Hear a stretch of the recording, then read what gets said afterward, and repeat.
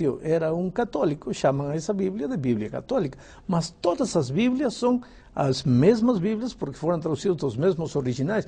Pode haver diferença de palavras. Por exemplo, uma versão diz, e saindo Jesus da casa se dirigiu ao poço a beber água. Outra diz, e saindo Jesus do lar, dirigiu-se lá na fonte para beber água. Mas é a mesma coisa, praticamente. Pastor, mas a gente sabe que existem dois tipos de Bíblia, na verdade, né? Uma com um determinado número de livros e outra com alguns livros a mais.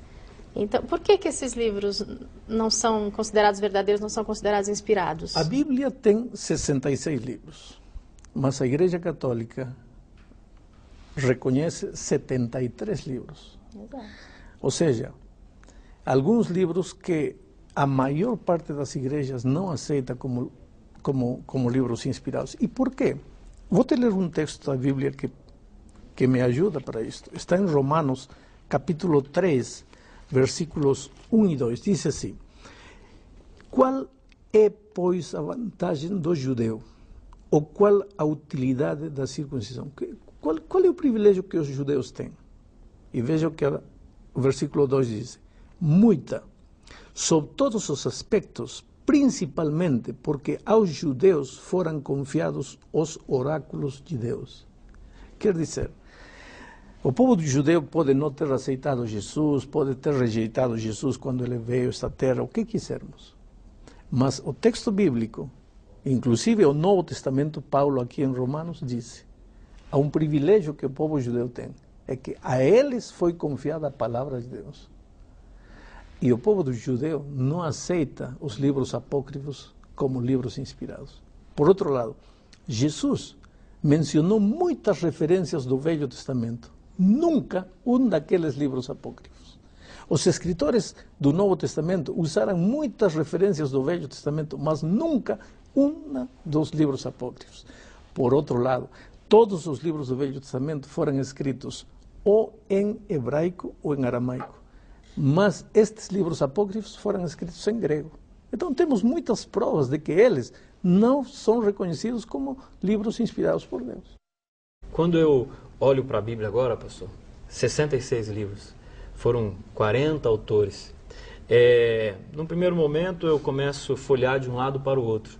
E eu confesso que às vezes eu fico meio perdido. Como que eu começo a estudar a Bíblia? Eu devo ler de capa a capa, devo ler apenas o Novo Testamento, apenas o Antigo Testamento. Quando chega em Apocalipse parece que as coisas ficam um pouco mais complexas, não é verdade? Como eu devo estudar a Bíblia? Em primeiro lugar, eu te diria uma coisa. Se a Bíblia foi inspirada por Deus, você só pode entendê-la por iluminação do Espírito Santo. Então, antes de ler a Bíblia, antes de estudar a Bíblia, o que você tem que fazer é pedir ajuda divina. Porque se você vai à Bíblia com uma atitude eminentemente humana, você não vai entender a Bíblia. Em segundo lugar, começa a ler pelas partes mais fáceis, porque eu tenho que reconhecer que pode haver alguns pedaços complicados da Bíblia. Começa pelos evangelhos, o Evangelho de São João, que é lindo, Mateus, Marcos, Lucas, enfim. O que acontece? Isto é como comer jiló. Tem gente que diz, eu não gosto de jiló, mas nunca comeu, experimenta. Você vai ir gostando, e vai chegar um momento que não vai poder viver sem jiló. Experimenta a Bíblia, pouquinho a pouco, e você vai começar a sentir o sabor, e vai chegar um momento em que vai descobrir as verdades maravilhosas que, aplicadas à tua vida, vão te mostrar o caminho da felicidade. Pastor, mas uma dúvida. Se a Bíblia, o senhor falou para a gente no começo, a Bíblia é a carta de Deus para nós, não é?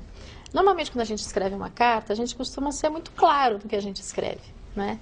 E eu acho a Bíblia muito difícil de ser compreendida, muito difícil. Tem muitos simbolismos, muitas profecias cheias de animais e períodos proféticos. A gente não entende por que Deus, ao inspirar as pessoas que escreveram a Bíblia, por que elas escreveram de uma forma tão difícil da gente compreender? Não podia ser mais claro, mais direto? Não seria tão mais fácil? Seria.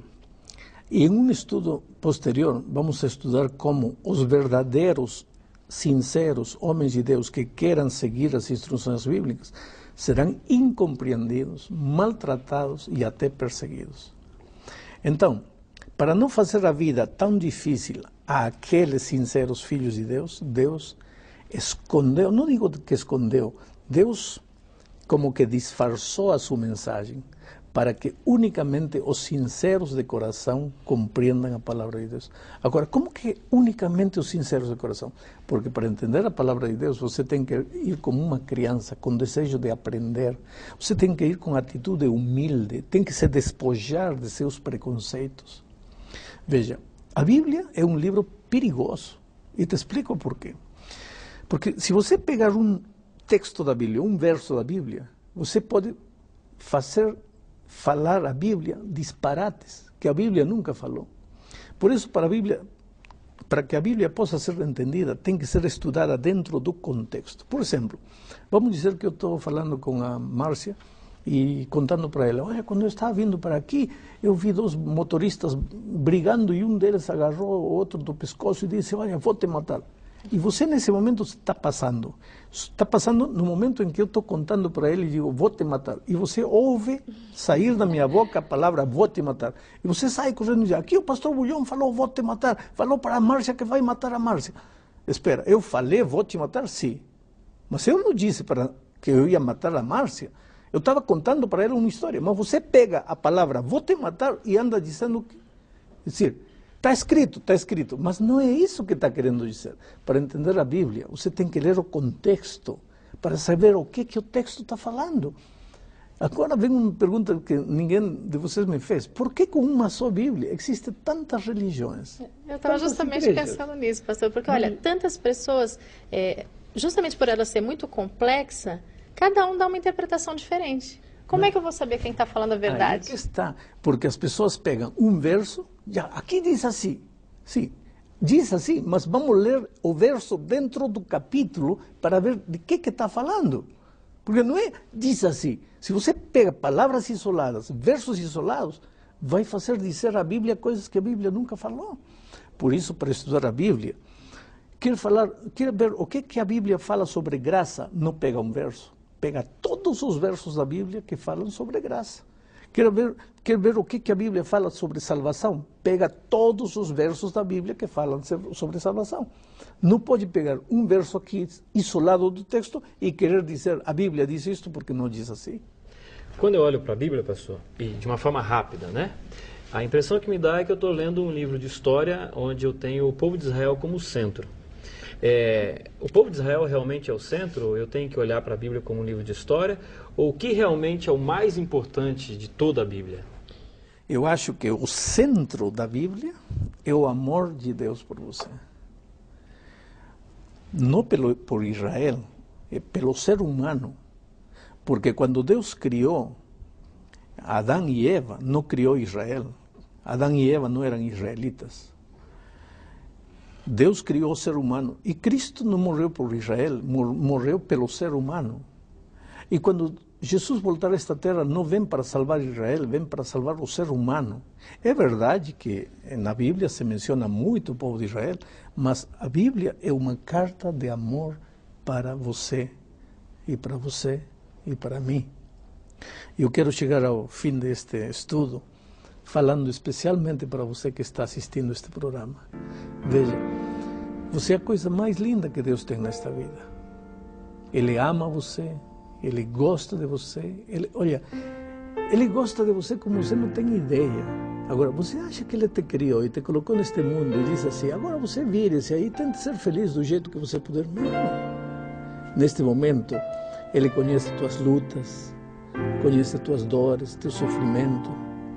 Se você está com o casamento destruído, com o lar desfeito, está desempregado, está machucado por dentro, ferido, condenado à morte por um câncer, Deus ama você, Deus conhece você. E te digo uma coisa, neste livro maravilhoso, Deus escreveu tudo o que você precisa ouvir hoje. Apesar que é um livro antigo, não foi só para os homens de outro tempo. Apesar que é um livro antigo, tem verdades maravilhosas para você hoje. E se você ler a Bíblia, você vai ver que Deus vai abrir seus olhos para uma dimensão da vida que você ainda não conhecia. Que Deus te abençoe e te cuide sempre.